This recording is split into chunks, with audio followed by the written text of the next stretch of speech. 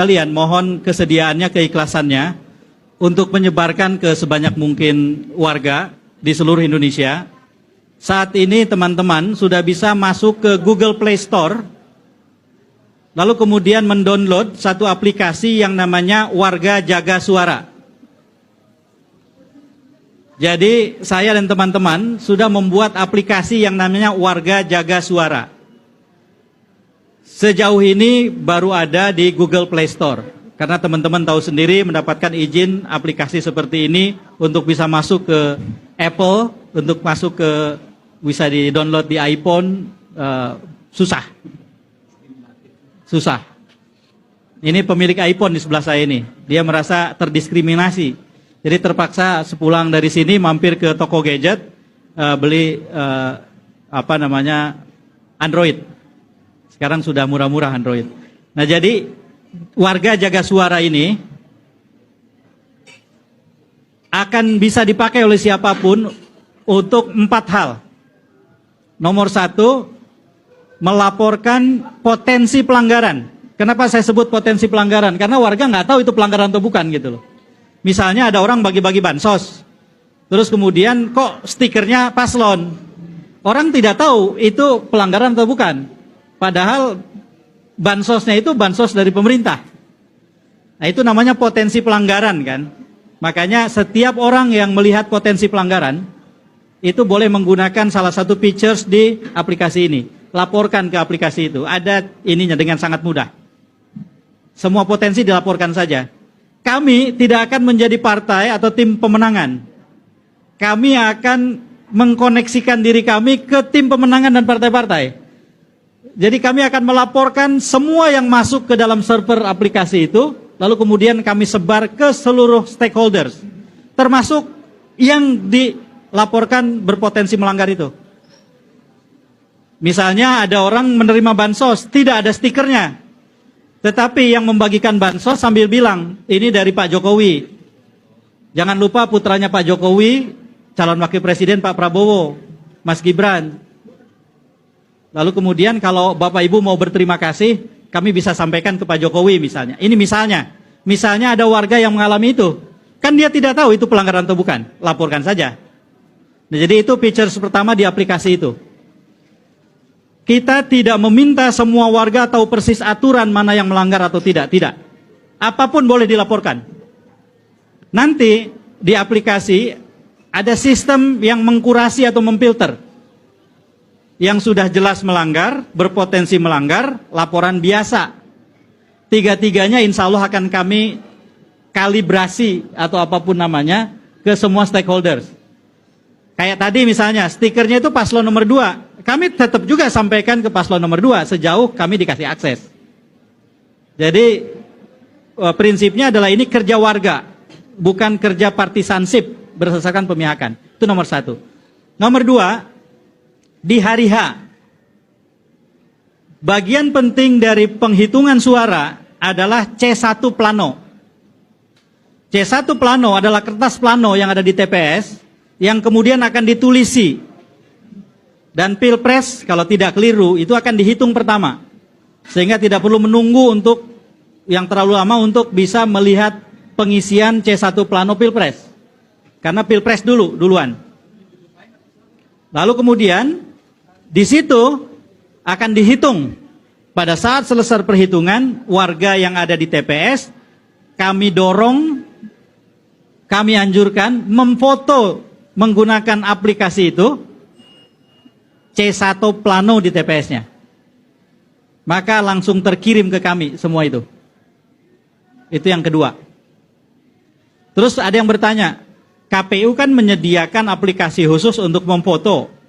Sehingga C1 plano nanti ketika difoto pakai aplikasi dari KPU akan muncul nomor registrasi foto. Tidak masalah. Kami tidak akan menggunakan foto C1 plano itu sebagai alat bukti ketika ada dispute atau ada pertentangan di dalam rekap atau di MK kemudian. Bukan.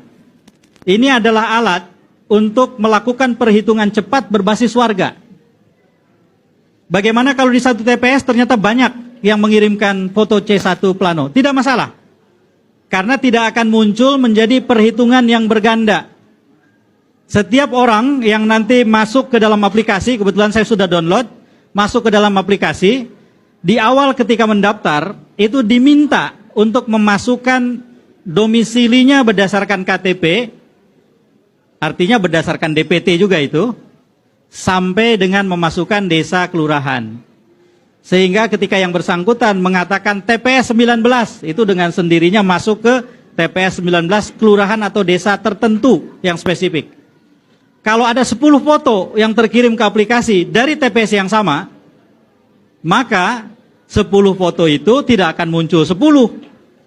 Tapi aplikasi akan memfilter, mengkurasi, muncul hanya 1. Dihitung pun hanya 1. Justru yang 10 itu bisa dipakai untuk saling mengkonfirmasi. Jangan-jangan ada yang dengan cepat sudah bisa mengedit foto kan?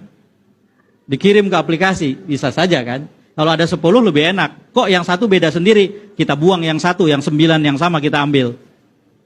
Kira-kira begitu. Jadi foto C1 aplikasi. Saya yakin orang segaptek apapun kalau memfoto itu bisa gitu. Dan cukup memfoto langsung send, langsung terkirim ke server kami. Yang ketiga, nah ini sifatnya tidak wajib. Kami menyediakan cara juga mengisi formulir perhitungan suara Pilpres di TPS-nya, ada formulirnya. Jadi kalau ada yang mau membantu lebih jauh selain foto C1 plano, sebaran suara Pilpres di TPS-nya dimasukkan ke dalam form yang sudah disediakan di aplikasi itu. Kirim. Nah, itu membantu kami. Nanti semua data tadi C1 yang dikirim plano, kemudian ada yang mengirim, itu saling kami jadikan alat untuk konfirmasi.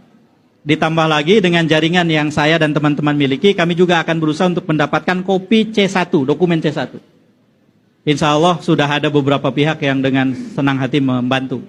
Saya terus terang sore ini datang ke pertemuan, antara lain ingin meminta mereka yang akan ikut pertemuan itu, yuk kita kolaborasi. Kalau nanti ada fotokopi C1 yang bisa kami akses, kami jadikan sebagai alat untuk mengecek satu dokumen dengan dokumen yang lain.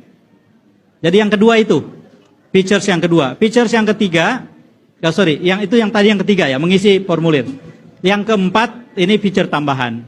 Bagi mereka yang ingin memasukkan data dirinya, tercatat sebagai bagian dari relawan warga jaga suara, itu dipersilahkan, didorong untuk memfoto jarinya yang sudah mencoblos, pakai aplikasi, lalu kemudian akan terdata.